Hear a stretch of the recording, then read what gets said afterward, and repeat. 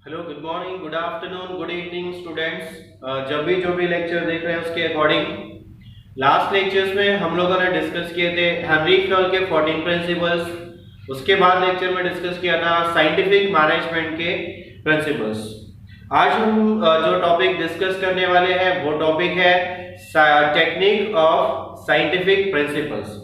मतलब जो टेलर ने हमें साइंटिफिक प्रिंसिपल्स दिए या प्रोवाइड किए या टेलर ने जो डेवलपमेंट किए प्रिंसिपल्स, उन प्रिंसिपल्स को इम्प्लीमेंट कैसे करना है उसकी टेक्निक्स, वो टेक्निक्स आज के लेक्चर में हम क्या करने जा रहे हैं, स्टडी करने जा रहे हैं। जिसमें सबसे पहली जो टेक्निक है वो टेक्निक है वर्क स्टडी।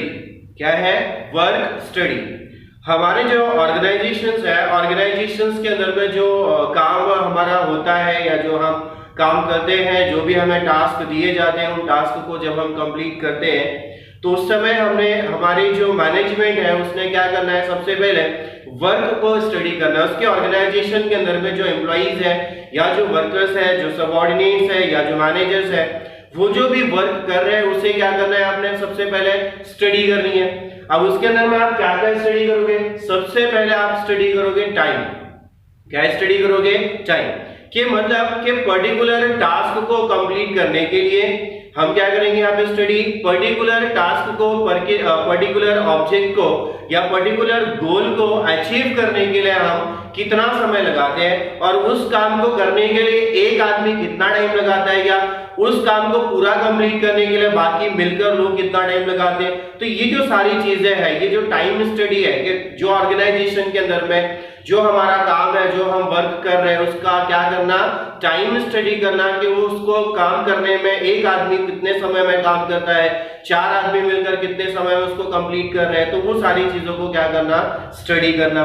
देन उसके बाद हम स्टडी करेंगे मेथड स्टडी कि हम किसी भी टास्क को कंप्लीट करने के लिए, किसी भी काम को पूरा करने के लिए हमारे पास नंबर ऑफ मेथड्स होते हैं, नंबर ऑफ तरीके होते हैं कि उससे हम उस काम को क्या कर सकते हैं, इजीली अचीव कर सकते हैं, उस काम को पूरा कर सकते हैं। तो हमने यहाँ पे क्या करना है कि जो हमारे लिए बेस्ट सही तरीका होगा, सही मेथड होगा, उस मेथड को हमने क्या करना है, यहाँ पे यूटिलाइज करना है। देन उसके बाद हम बात करते हैं next point, motion study.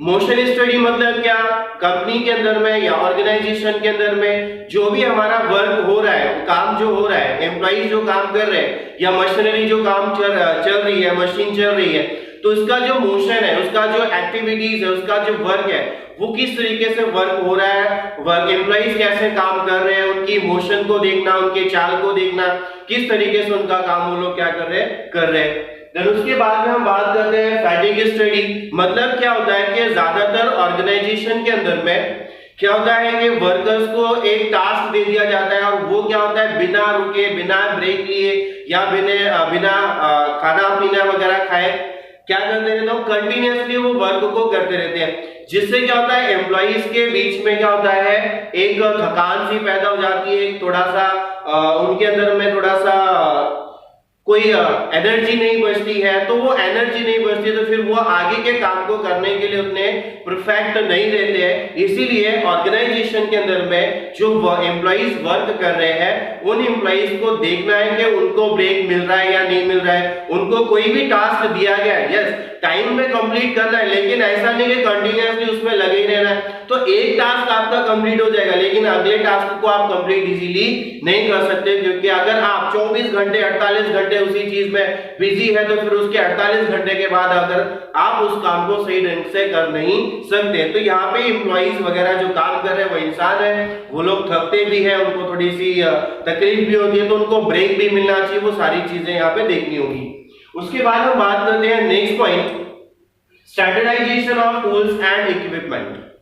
Companies के अंदर में जो हम वर्क हो रहा है वहां पर हमने क्या करना है, सबसे पहले जो हमारी मशीनरीज है या जो हम इक्विपमेंट वगैरह यूज करते हैं वो कैसा होना चाहिए, स्टैंडर्ड क्वालिटी का होना चाहिए। स्टैंडर्ड क्वालिटी का होने से क्या होगा, पहली चीज तो ये है कि स्टैंडर्ड क्वालिटी का होने से उससे अपना टाइम भी बच सकता है, उससे आपका जो होने वाला वेस्टेज है वो भी बच सकता है। जैसे कि अगर आपके ऑर्गेनाइजेशन के अंदर में ओल्ड मशीनरीज अगर आप यूज करते हो तो वो क्या करती है, चलती है, फिर 2 घंटे 4 घंटे के बाद बंद होती है। बंद होने के बाद उसमें क्या होता है, आपका फिर से उसको स्टार्ट करने के लिए थोड़ा सा आधा घंटा या 15 मिनट या 1 घंटा जाएगा, वेस्ट होता है। उसके साथ साथ आपका जो मटेरियल है मशीन के अंदर में जो आपने इनपुट किया हुआ है वो मटेरियल भी क्या हो सकता है, वेस्टेज हो सकता है। तो आप मॉडर्न टेक्नोलॉजी का इस्तेमाल करोगे, स्टैंडर्ड क्वालिटी की मशीनरीज या फिर इक्विपमेंट का इस्तेमाल करोगे तो उससे आपका टाइमिंग भी बच सकता है और आपका होने वाला वेस्टेज है वो वेस्टेज भी क्या कर सकते हैं, आप बचा सकते हो, जिससे आपकी ऑर्गेनाइजेशन को क्या होगा, ज्यादा बेनिफिट मिलेगा। उसके बाद हम बात करते हैं next point, scientific task setting.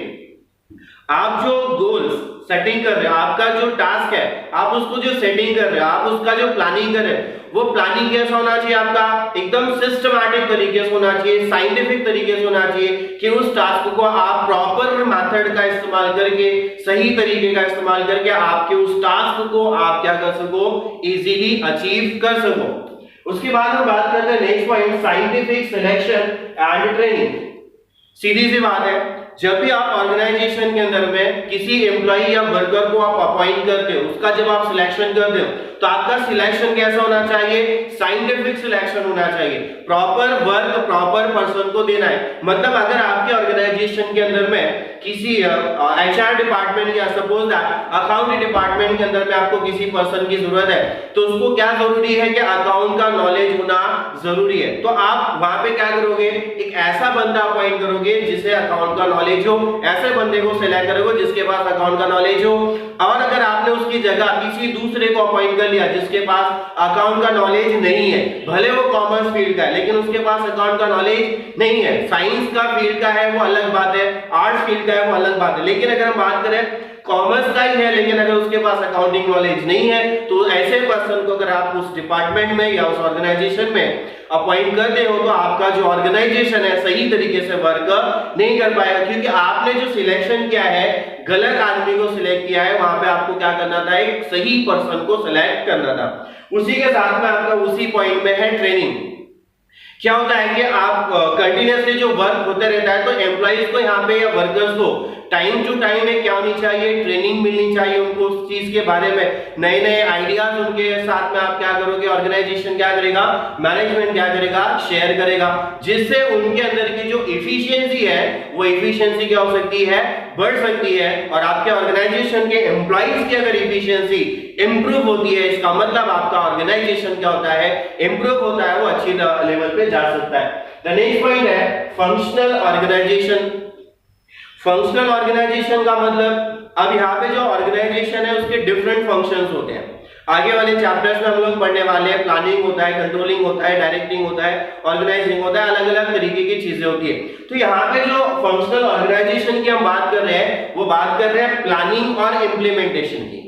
किसकी बात कर रहे हैं हम लोग, प्लानिंग और इम्प्लीमेंटेशन। क्या होता है, प्लानिंग कौन करता है, टॉप लेवल मैनेजमेंट करता है। हम लोगों ने लेवल ऑफ मैनेजमेंट के बारे में पढ़ा था, हम लोगों ने लेवल ऑफ मैनेजमेंट के बारे में देखा था कि 3 लेवल के क्या होते हैं, मैनेजमेंट होता है। 3 लेवल के मैनेजमेंट में होता है lower level, middle level and upper level management. अब ये जो 3 लेवल के मैनेजमेंट्स है इसके अंदर में जो प्लानिंग की जाती है, प्लानिंग कौन करता है, टॉप लेवल मैनेजमेंट, और उसको इम्प्लीमेंटेशन कौन करता है, कोई दूसरा करता है। मतलब उस काम को पूरा कौन करवाता है, कोई दूसरा पर्सन करवाता है। तो इन दोनों के बीच में क्या होता है कि जो प्लान करता है वो प्लानिंग करने वाला बंदा भी क्या होता है, काम को सुपरवाइज करता है, और जिसको वो सुपरविजन के लिए दिया गया वो बंदा भी क्या करता है, सुपरवाइज। तो यहाँ पे सुपरवाइज करने वाले कौन होते हैं, 2 पर्सन होते हैं, ग्रुप ऑफ पर्सन होते हैं। तो यहाँ पे जो इम्प्लीमेंटेशन मेन करने वाला जो लोअर लेवल मैनेजमेंट है, मेन इम्प्लीमेंटेशन करने वाला है, वो कभी कभी क्या हो जाता है, थोड़ा सा कंफ्यूज हो जाता है,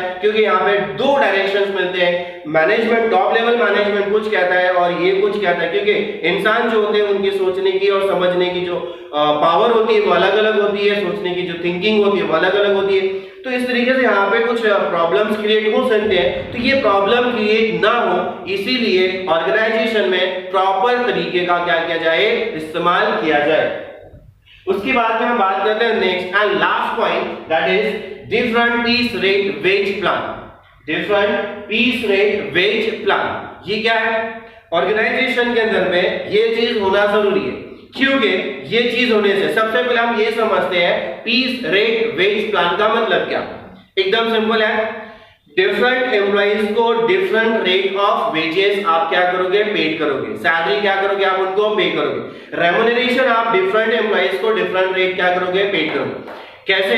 ऐसा नहीं कि ये आ गया उसको कितना दे दिया, उसको कितना दे दिया, उनके वर्क को देखने के बाद, उनका जो एफिशिएंसी है उसको देखने के बाद वो अपने ऑर्गेनाइजेशन के टूवर्ड्स कितना एफिशिएंटली काम करते हैं। अगर कोई एफिशिएंटली काम करता है तो उसका जो वेजेस है, उसकी जो सैलरी है, वो सैलरी ज्यादा होनी चाहिए एज कंपेयर टू जो काम सही से नहीं कर रहा है। या फिर जो एक्सपीरियंस पर्सन है अगर आपके ऑर्गेनाइजेशन के अंदर में, उसकी सैलरी, उसका थोड़ा सा इंक्रीमेंट होना, और जो न्यू या फ्रेशर्स बंदे हैं उनका सैलरी थोड़ा सा कम होना। तो जिससे क्या होगा कि ऑर्गेनाइजेशन के अंदर में सबका यहां से अट्रैक्शन बनेगा कि यार अगर मैं भी ऑर्गेनाइजेशन के अंदर में थोड़ा अच्छे से काम करूंगा, अपने वर्क को कंप्लीट करने की कोशिश करूंगा या वर्क को कंप्लीट करूंगा, तो मे भी पॉसिबल है कि मेरा भी इंक्रीमेंट हो सकता है, मेरा भी प्रमोशन हो सकता है। तो इससे क्या होगा, आपके ऑर्गेनाइजेशन के अंदर में एक इफेक्टिव वर्क होगा। हर कोई बंदा वर्क को करने की अपनी मैक्सिमम कैपेसिटी का इस्तेमाल करके उस वर्क को करने की कोशिश करेगा। सो आज के लेक्चर में हम डिस्कस करते हैं इतना ही। अब हम अगले लेक्चर में स्टार्ट करेंगे next chapter, that is functions of management.